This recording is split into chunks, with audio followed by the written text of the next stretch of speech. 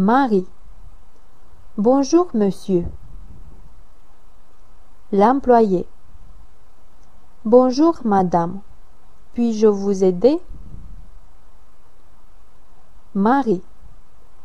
Oui, je veux renouveler ma carte d'identité et faire l'une pour mon fils, s'il vous plaît.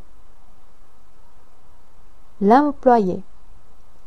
Voyons, pourquoi voulez-vous renouveler votre carte d'identité? Marie.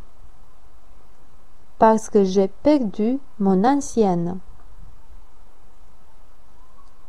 L'employé. D'accord. Tout d'abord, vous devez vous présenter au 3e guichet de la questure pour demander la libération d'une nouvelle carte d'identité. Ensuite, vous devez déposer une plainte de perte ou de vol et payer une taxe de 10 €. Vous avez besoin également de 2 témoins pour cette procédure, de 3 photographies et d'une autre pièce d'identité. Marie. J'ai compris. Et pour mon fils qui est mineur? L'employé. Pour votre fils, il faut que tous les 2 parents soient présents et si cela n'est pas possible, vous avez besoin d'une procuration du parent absent.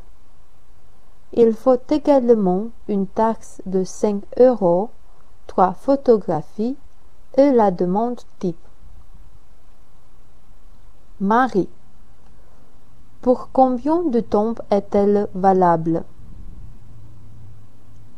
L'employé. Elle est valable 10 ans dans les 2 cas.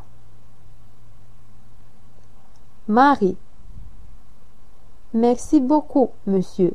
Vous êtes très gentil. L'employé. Merci à vous. Bonne journée.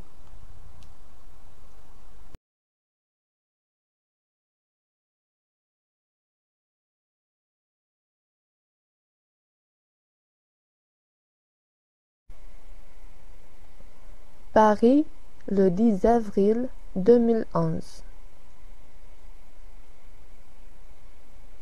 Ma chère amie, je t'ai déjà écrit 3 lettres, mais je n'ai reçu aucune réponse de ta part. Comment vas-tu? Je suis en France depuis 1 mois. J'étudie le français à l'université. Je n'ai pas encore d'amis ici, mais dans le quartier où j'habite, il y a beaucoup d'étudiants de notre pays. Tout est très beau à Paris et je veux y chercher un emploi lorsque je finirai mes études.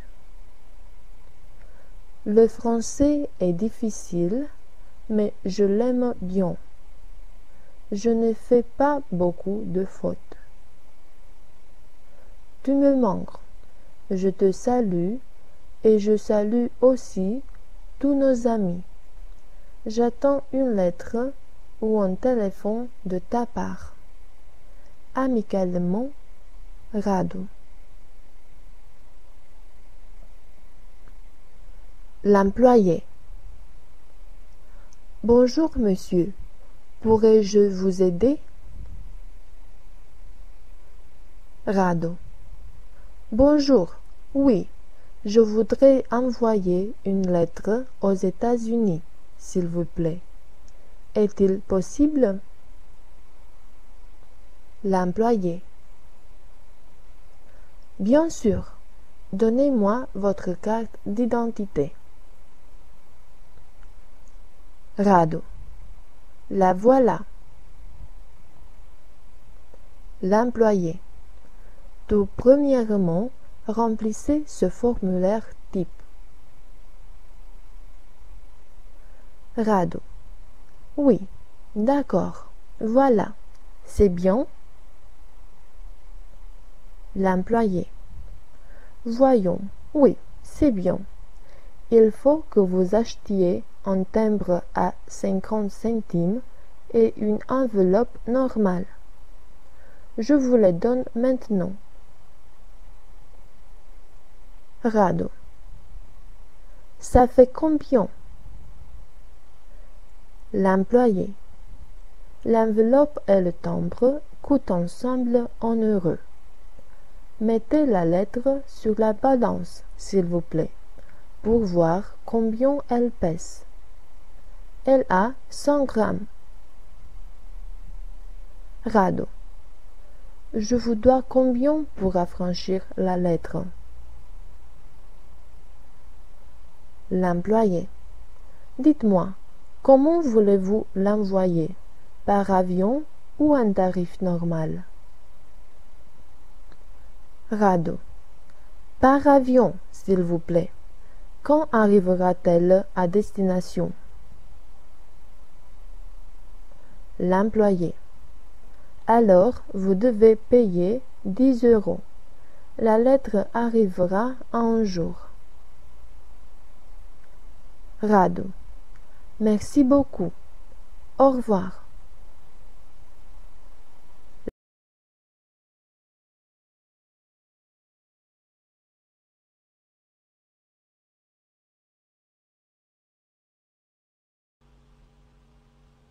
Bonjour, je suis Marie et aujourd'hui je suis venue au styliste pour demander quelques conseils sur la tenue vestimentaire.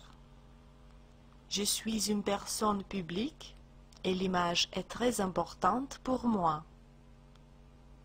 Bonjour Marie, tu es venue au bon lieu. Parlons-nous un peu sur les tendances de cette saison du printemps. Premièrement, dans ta garde-robe, ne doit pas manquer le blazer noir classique pour les occasions importantes, les rendez-vous et les événements publics. Et le blazer, comment pourrais-je l'assortir? Il est très important que les pièces vestimentaires qui couvrent la partie supérieure du corps, les chemises ou les blousons, soient assorties aux chaussures.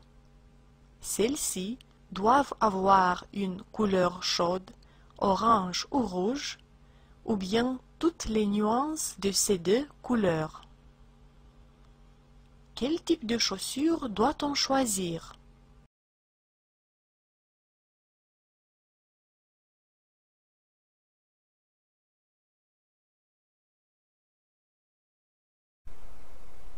Anne. Salut Rodica. Comment vas-tu? Qu'est-ce qu'on va préparer aujourd'hui à manger? Rodica. Aujourd'hui, on a de la lasagne bolognaise. Sais-tu comment la préparer? Anne. Non, mais je peux t'aider si tu me dis la recette. Rodica. On prépare une lasagne pour 6 personnes. On a besoin de 750 g de coulis de tomates, 100 g de jambon, un oignon, une carotte, 800 g de viande hachée, un demi-verre de vin, 500 g de pâte à lasagne, 500 g de mozzarella, 300 ml de sauce béchamel, 30 g de parmesan, du sel et de l'huile. Anne. Comment doit-on procéder? Rodica. On coupe la mozzarella en tranches et on la met dans le réfrigérateur pour sécher. On prépare la sauce ragu bolognaise en râpant dans un pot la carotte, l'oignon et le jambon coupé en dés Puis on ajoute la viande hachée, on verse le vin et on porte à ébullition pour obtenir un beau goût. Anne. J'ai compris. Et ensuite? Rodica. On ajoute la sauce de tomate, on met du sel et on couvre d'un couvercle la sauce ragoût qu'on laisse cuire à feu doux pour 2 heures. Lorsque la sauce est liée, on entend le feu et on la met de côté. Anne. Et après, on fait quoi? Rodica. Entre-temps, on prépare la sauce béchamel en faisant fondre 25 g de beurre, 25 g de farine et 250 ml de lait. On mélange tout et on laisse un peu sur le feu jusqu'à ce qu'elle commence à bouillir. Dans un moule beurré, on dispose une couche de sauce béchamel, on met une couche de feuilles de pâte à lasagne et puis on ajoute une couche de sauce ragoût.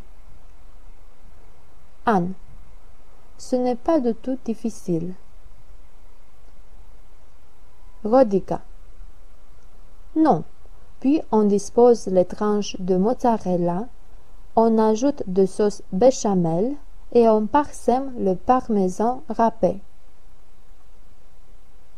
Anne. Et on met à nouveau une couche de feuilles de pâte à lasagne et on répète la même procédure. Rodica. Exactement. À la fin, on ajoute sur la lasagne les sauces ragoût et béchamel restées et on mélange jusqu'à ce qu'on obtienne une sauce rosée. On y parsème le parmesan resté et on la met au four à 180 degrés. Anne. Combien de temps la laisse-t-on cuire?